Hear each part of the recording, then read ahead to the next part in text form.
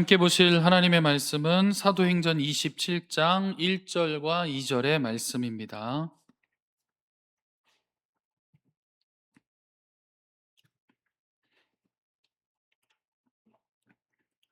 사도행전 27장 1절과 2절의 말씀, 우리 다 함께 한 목소리로 1절, 2절 말씀 봉독하겠습니다. 시작.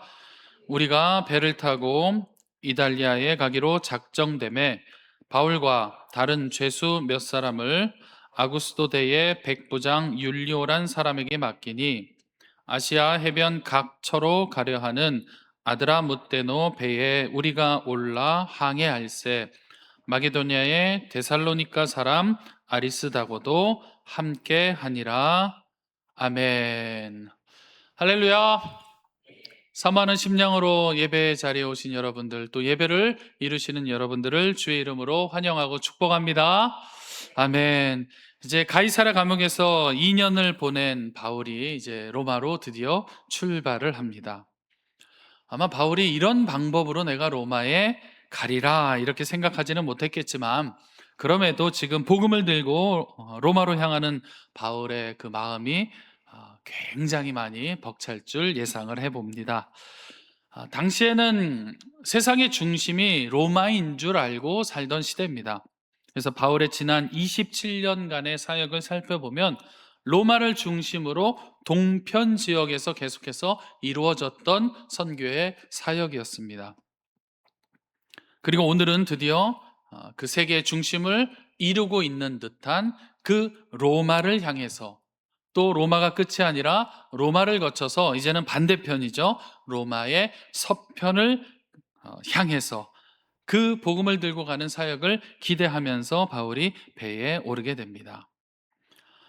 사실 지금 출항하는 이 백길은요, 바울이 참 많이 다녔던, 이미 경험했던 선교의 백길이었습니다. 지금으로 생각하면 참 어려울 것이, 당시에는 그 당시의 기술력으로 바다 위를 오랜 시간 항해한다라는 것은 우리가 생각하는 것 이상으로 매우 위험한 항해의 길이었습니다. 그래서 사실 바울도 백길보다는 육로를 더 선호했었습니다.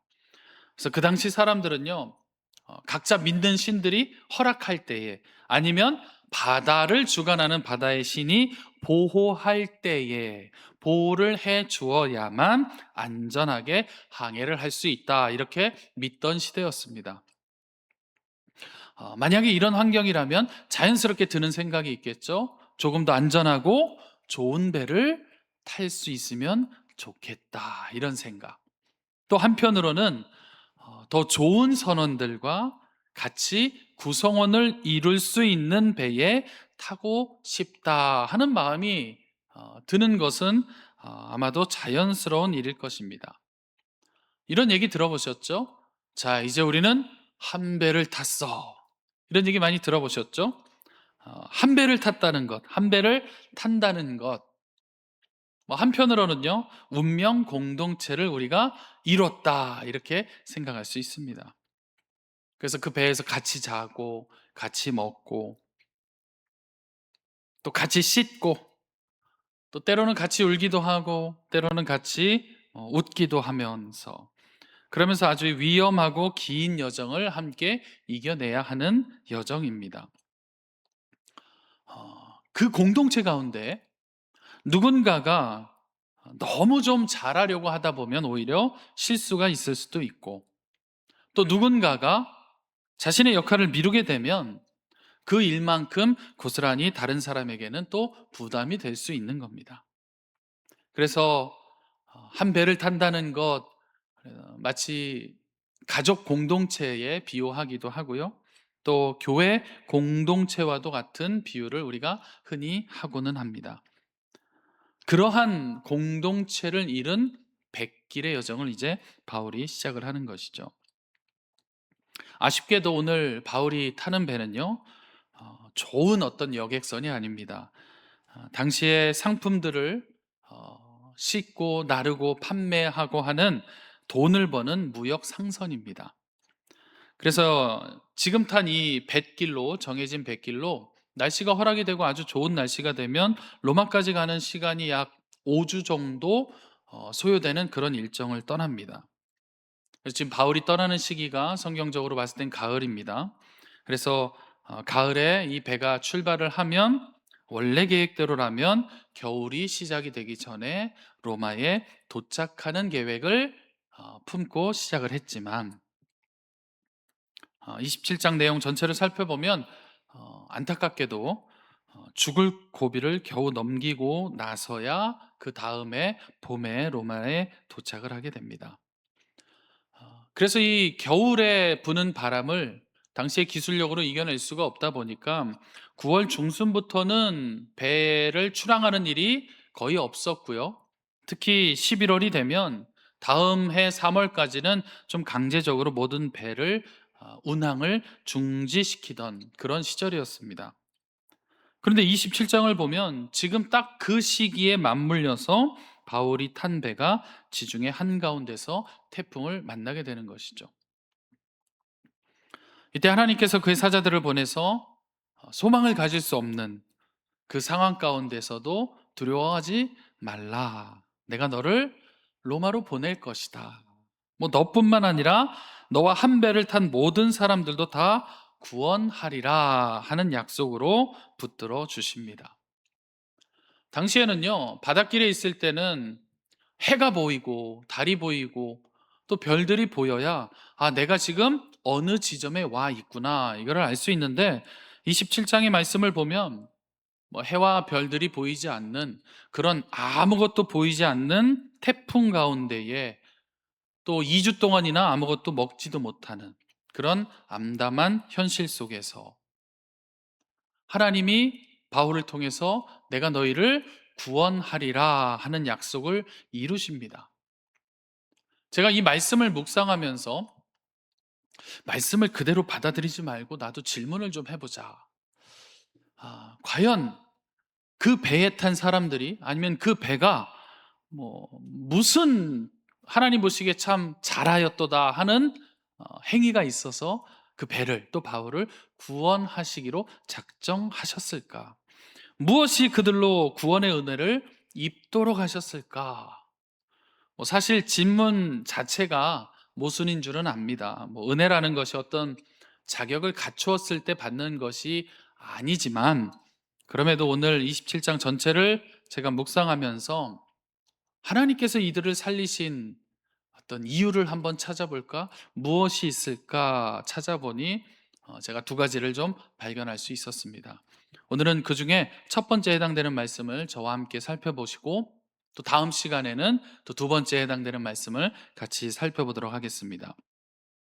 그 첫 번째 이유는 아름다운 동행 또 아름다운 동역함에 있었습니다. 우리 읽었던 1절과 2절인데요. 앞에 화면 보시고 다시 한번 강조점을 보면서 읽어보겠습니다. 같이 읽어볼까요? 우리가 배를 타고 이달리아에 가기로 작정됨에 바울과 다른 제수 몇 사람을 아그스도대의 백부장 율리오란 사람에게 맡기니 아시아 해변 각 처로 가려 하는 아드라 뭇데노 배에 우리가 올라 항해할새 마게도냐의 데살로니가 사람 아리스다고도 함께 하니라. 바울과 동행하는 두 사람이 등장을 합니다. 1절에 우리가 배를 탔다 이렇게 시작을 합니다. 우리가 사도행전은 사실 네 곳에 이 우리가라는 표현이 등장을 합니다. 여기서 우리는 누군가 사도행전을 기록한 저자 누가가 자기 스스로를 포함한 이야기인 거죠. 그래서 누가가 나도 같이 갔다. 그래서 우리가 배를 탔다 이야기할 때 먼저는 저자인 누가도 이 배를 함께 타고 있고 또 2절 끝에 보면 데살로니가 사람 아리스다고라는 사람도 함께 배에 오릅니다. 이 두 사람은 초청된 사람이 아니죠. 특히 아리스다고에 대해서 보면 골로새서에 나와 있습니다. 4장 10절에 이는 나와 함께 갇힌 자다 이렇게 표현을 하고 있습니다. 바울의 지난 선교의 일정을 한번 살펴보면 크게는 두 가지의 특징이 있습니다. 첫 번째는 무엇이었냐? 그 길이 단 한 번도 순탄한 적이 없었다라는 사실을 우리가 잘 알고 있습니다. 그래서 때로는 때때로가 아니라 계속해서 자신의 목숨을 잃을 각오로 임했어야 하는 것이 바울이 걸어왔던 선교의 여정이었습니다. 그리고 두 번째 특징은 무엇이었는가 하면 언제나 항상 동역자가 있었다라는 사실입니다. 그 동역자가 어느 때는 아주 가까이 있을 때도 있었고 또 어느 때는 잠시 떨어져 있더라도 그 떨어지는 거리가요, 혹시 유럽에서 예루살렘까지 아주 먼 거리일지라도 하나님께서는 바울이 혼자 복음의 길을 걷지 않도록 늘 동역자를 보내주셨다라는 두 가지의 특징을 우리가 알 수 있습니다. 오늘의 동역자는 누가와 아리스다고죠. 그런데 오늘의 이 두 사람의 동행은 사실 굉장히 자연스러운 상황은 아닙니다. 지금 이 배의 목적은 죄수를 태우고 로마로 가는 상선입니다. 또 특히 죄수들만을 이송하기 위해서 띄워놓은 배는 더더군다나 아닙니다. 이 두 사람이 이 배를 탈 수 있는 유일한 방법은 당연히 로마인이겠죠. 로마 사람에게 우리도 이 배에 탈 수 있도록 허락해 주세요라는 일부러 움직여야 하는 간곡한 요청을 해야만 바울과 함께 이 배에 오를 수 있었다라는 사실입니다.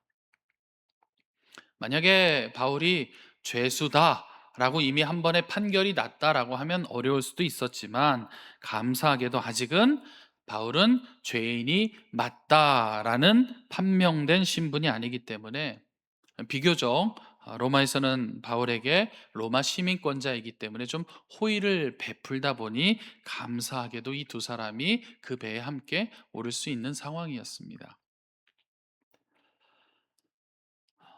여러분, 지금까지 제가 어떤 드린 이 배를 타는 환경, 또 물 위에서의 이 위험함, 극단적인 예를 들어서 저와 여러분이 목숨을 보장받지 못하는 그 배에, 또 내 목숨을 지켜주지 못하는 사람들이 존재하는 그 배에 과연 내가 타고 싶을까? 선택권이 있다면 나는 그 배에 오를 것인가 하는 질문을 한번 던져봅니다. 지금 바울이 탄 배는요, 이따가도 설명드리겠지만 돈을 쫓고 있는 상인들, 죄수들을 다스리고 있는, 힘으로 그들을 제어할 수 있는 군인들, 또 난 더 이상 내 일이 없습니다, 이미 죄인으로 판명되고 로마에 가서 죽음을 기다리는 어떤 죄수들, 이러한 사람들이 타 있는 배입니다. 그런데 제가 27장을 전체를 묵상하면서 개인적으로 정말 깜짝 놀랐던 부분이 한 군데 있었습니다. 바로 37절의 말씀이었습니다. 우리 37절 말씀 앞에 보시고 같이 한번 읽어보겠습니다. 시작. 배에 있는 우리의 수는 전부 276명이더라. 제가 왜 놀랐을까요? 지금 배에 있는 인원들, 우선은 로마로 가는 죄수들, 이미 사형 선고를 받고 왜 로마를 가냐? 영화를 통해서 보셨을 겁니다. 검투사 경기장으로 끌려가서 그곳에서 죽음이 예약된 사람들이 지금 이 배에 있습니다. 한마디로 죽음이 정해진 사람들, 또 그들을 지키는 군인들, 어느 부대입니까? 성경에 소개하죠. 아구스도대라는 부대와 그 부대를 이끄는 백부장 율리오가 타고 있습니다. 무장한 군인들이죠. 힘으로 사람을 통제하며 사는 사람들, 그것을 본능처럼 느끼고 사는 사람들이 함께 타고 있습니다. 마지막에는 짐을 싣고 사람을 싣고 하면서 돈을 버는 상인들이 있습니다. 이들은 돈을 쫓고 있는 사람들, 이렇게 요약할 수도 있겠죠. 그리고 선장, 선주, 배를 이동시키기 위한 선원들, 276명. 지금 이들이 바울과 함께 생사를 가르면서 동거동락해야 하는 주요 멤버들입니다. 다시 질문 드립니다. 제가 왜 놀랐을까요? 제가 정말 깜짝 놀랐습니다. 그 이유는 너무 많습니다, 사람들이. 276명 너무 많습니다. 왜 그런가? 제가 이런 생각이 들었습니다. 우리나라 속담에도 있죠. 사공이 많으면 배가 어디로 갑니까? 산으로 갑니다. 너무 많습니다, 사공이. 물론 처음에 배가 출발할 때는요, 뭐 태풍을 만나게 되고 배가 파손이 되고 이런 일들을 모르고 출발을 합니다. 그랬다 하더라도 당시에 그 위험한 바다를 함께 내가 건너가기에는, 항해하기 위해는 이 한 배를 탄 사람들의 구성원들이 사실은 솔직히 말씀을 드리면 별로 그렇게 함께 하고 싶은 사람들이 아니지 않습니까? 난 더 이상 잃을 게 없어. 사고 칠 수 있는 죄수들, 소망이 없는 사람들, 힘으로 모든 것을 통제할 수 있어. 그렇게 배우고 살아왔던 군인들, 뭐 돈을 쫓으면서 살아왔던 상인들, 그들과 지금 내가 이 운명 공동체를 이뤄야 한다. 물론 뭐 제가 그들이 뭘 잘못한 건 없습니다. 지금 뭐 그들을 비난할 이유도 없습니다. 그러나 내가 누군가와 운명 공동체를 이뤄야 한다면 솔직한 마음의 고백으로 과연 내 마음에 흡족한 대상들인가 질문했을 때는 그렇지는 못하다라는 말씀을 드리는 겁니다. 여러분, 이런 사람들과 함께 하고 싶으신가요? 솔직히 그렇지는 않은 마음이 있습니다. 그런데 지금 1절과 2절에 이 두 사람, 누가와 또 아리스다고는 환경적으로 봤을 때에 피하고 싶은 그 배에 왜 자원하는 심령으로 함께 하는가라는 질문을 좀 해볼 필요가 있습니다. 아까 말씀드린 대로 276명, 인원도 많습니다, 사실. 결국 사공이 많아서 바울의 의견은 좀 멈췄다 갑시다, 이거였는데, 사람들의 의견 때문에 결국은 더 전진합시다 하다가 태풍을 만나고 죽음의 위기를 맞게 됩니다. 또 마음에 썩 들지 않는, 자의적이 아니라 남들에 의해서 억지로 구성된 공동체 속에 왜 굳이 이 두 사람은 바울과 함께 그 길을 떠나려고 했을까? 사실 답은 너무나 선명하고 분명합니다. 이 두 사람은 알고 있습니다. 하나님의 일은요, 결코 혼자 하는 것이 아니기 때문에 하나님의 나라는 성령의 강동하심이 있을 때 언제나 동역함으로 세워지는 나라다라는 것을 배웠기 때문에, 그 이유는 딱 한 가지입니다. 바로 이것이 하나님의 나라의 질서이고 하나님이 일하시는 방법이기 때문에 먼저 받은 그 은혜의 성령의 감동을 따라 객관적인 눈으로 봤을 때는 정말 함께하기 싫은 공동체일 수 있지만 그 배에 스스로 걸음을 옮겨가는 것이죠. 물론 자원하는 심령으로 이 두 사람이 함께 배에 올랐지만 사실은 우리 주님께서 이 두 사람을 바울에게 보내주신 것이죠. 그러나 제가 서두에 드렸던 질문, 이유를 한번 찾아볼까요? 하나님의 어떤 부분이 있으셨기 때문에 이 276명이나 되는 사람을 한 사람도 빠짐없이 구원했을까 하는 시각으로 쳐다보니, 아, 죽기까지 복종하신 예수 그리스도의 모습이 확인되는 이 순간, 아름다운 동역과 동행이 시작되는 이 순간, 혹시라도 우리에게 구원의 어떤 이유를 좀 허락해 주신다면 오늘 하나님께서 이들을 살리시기로 작성했을 때 가장 먼저 보인 모습이 바로 이 모습이 아니었을까요? 9절과 10절의 말씀을 좀 이어서 보겠습니다. 9절과 10절 같이 읽어보겠습니다. 여러 날이 걸려 금식하는 절기가 이미 지났으므로 항해하기가 위태한지라 바울이 그들을 권하여 말하되 여러분이여 내가 보니 이번 항해가 하물과 배만 아니라 우리 생명에도 타격과 많은 손해를 끼치리라 하되. 그래서 구절을 보시면 금식하는 절기가 지났다. 이것은 이제 가을에 있는 속죄일을 이야기합니다. 그 날이 이미 지났다. 곧 겨울이다. 이런 뜻입니다. 그래서 지금 머무는 미항이라는 곳에 머무는데 그곳에서 겨울을 보내고 다시 출항하는 게 우리에게 안전합니다라고 제안을 하는데요. 11절 말씀 같이 한번 읽어볼까요? 11절 시작. 백부장이 선주의 말을 바울의 말보다 더 믿더라. 당연해 보입니다, 사실. 바울은 저도 설교를 준비하면서 보니까 약 15회 정도 이 백기를 지났던 것으로 확인이 되고요. 선장과 선주는 더 많은 시간과 횟수로 이 바닷길을 건넜겠죠. 그래서 백부장의 입장에서 바울의 말을 따르는 것보다 선주와 선장의 말을 듣는 게 자연스러울 수도 있습니다. 그렇지만 이 11절의 구절이 분명하게 가지고 있는 뜻이 있다라는 것이죠.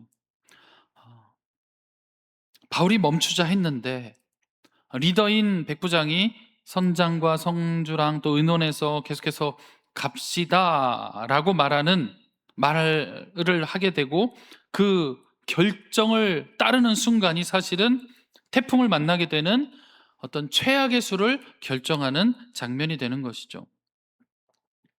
그래서 이런 생각을 좀 해보았습니다. 지금 이 백부장의 결정이 결국은 276명이라고 하는 그 많은 사람들의 의견을 대표하는 결정이 아니었을까?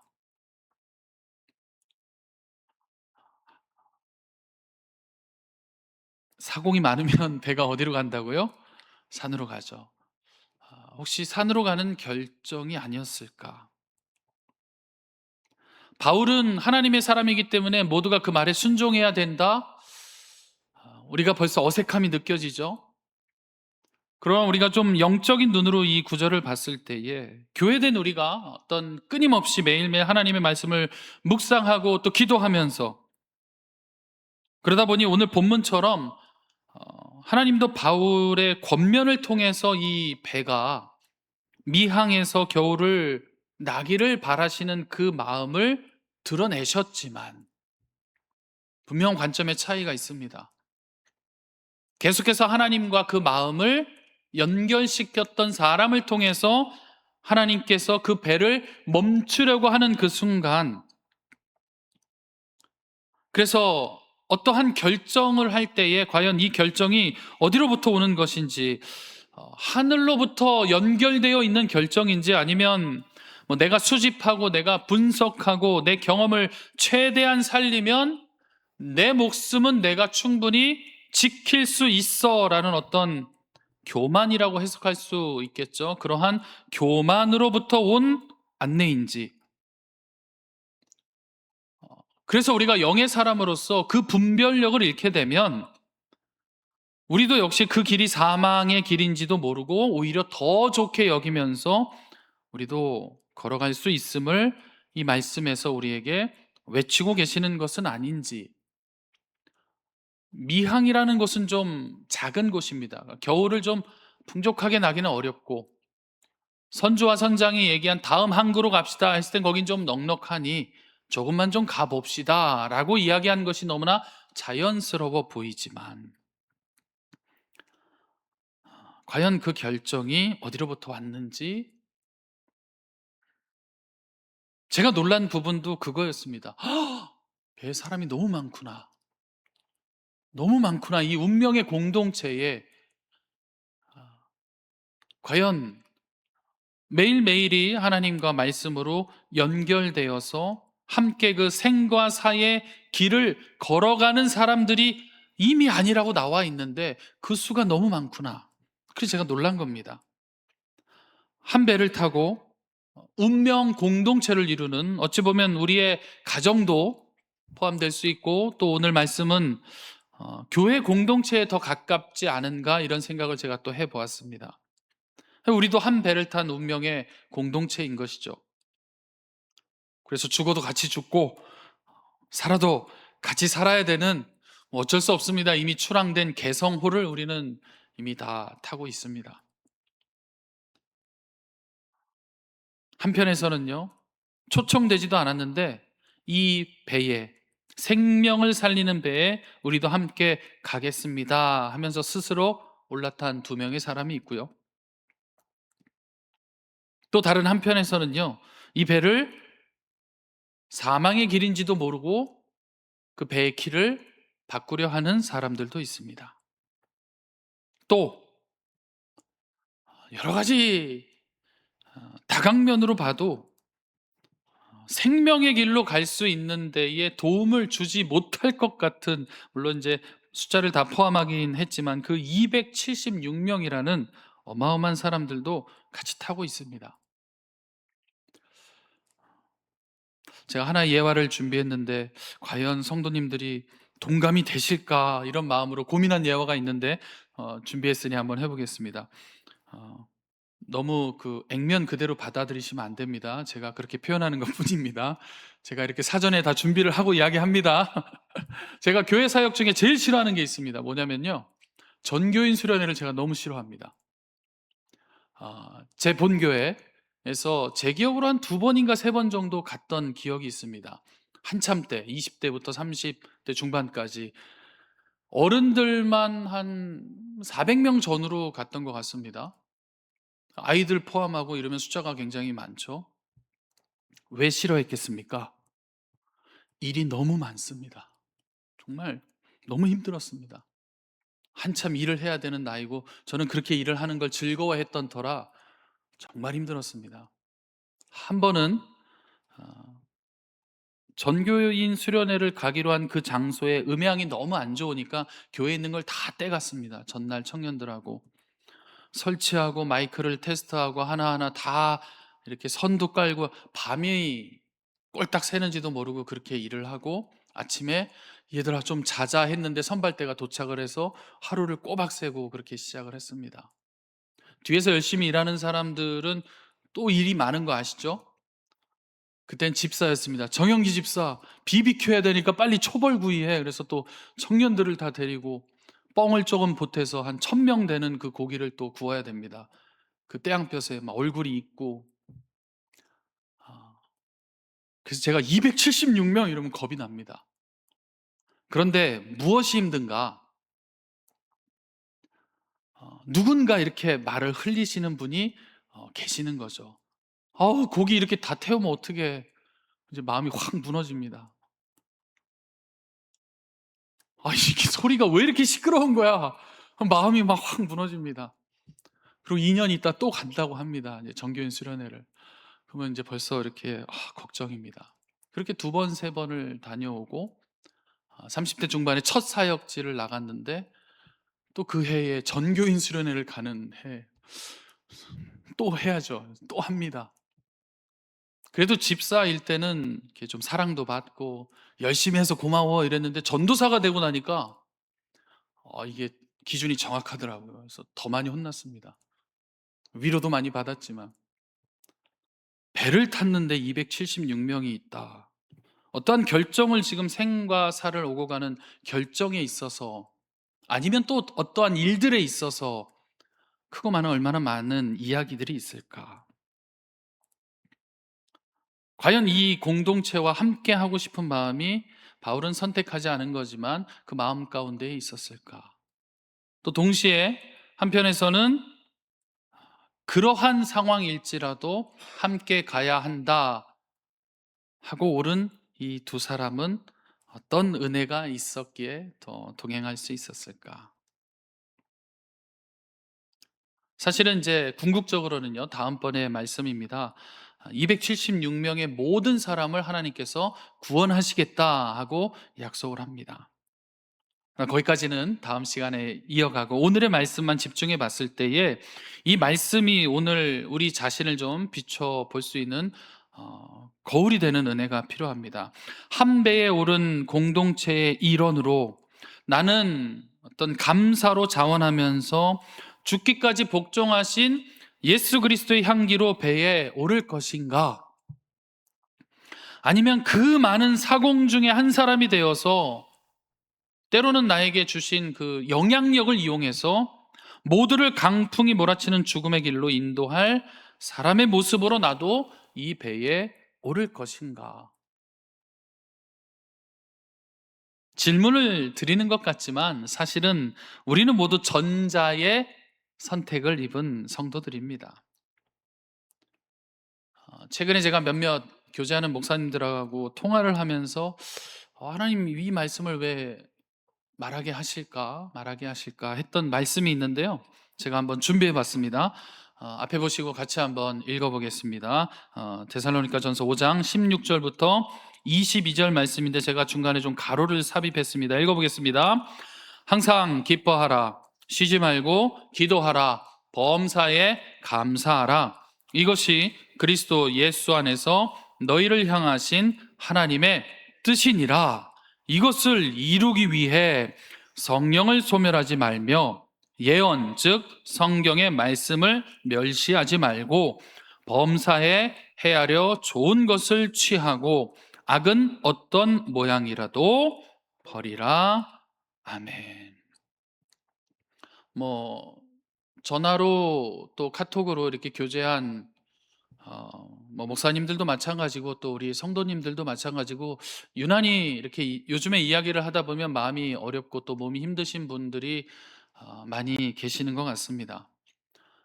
그러다 보면 이야기가 좀 한쪽으로 이렇게 흐를 때도 있습니다. 환경에 대한 불만이죠.